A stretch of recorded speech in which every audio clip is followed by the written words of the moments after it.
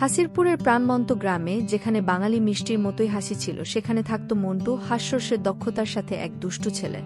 একদিন মন্টুর কৌতূহল তাকে তার দাদির বহু বছরের পুরনো সন্দেশের রেসিপি, একটি জনপ্রিয় বাঙালি মিষ্টি নিয়ে পরীক্ষা করতে পরিচালিত করেছিল। দুষ্টু হাসিতে মন্টু চিনির বদলে এক চিমটি লবণ মেশাল।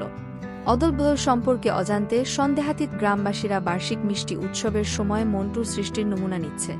নোনতা সন্দেশ তাদের স্বাদের কুড়িতে আঘাত করায় তাদের মুখগুলি অপ্রত্যাশিত অভিব্যক্তিতে বিকৃত হয়ে গেছে। বিভ্রান্তি হাসিতে পরিণত হওয়ার সাথে সাথে মন্টু তার মূর্খতা বুঝতে পেরে আনন্দে যোগ দিতে পারল না।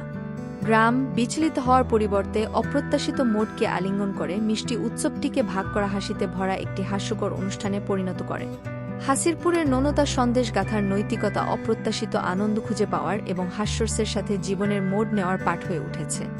মন্টু তার চোখের পলক নিয়ে গ্রামের অনানুষ্ঠানিক ঠাট্টা হয়ে ওঠে এবং তারপরের প্রতিটি মিষ্টি উৎসবে মিষ্টি খাবারের সাথে এক চিমটি হাসি ছিল।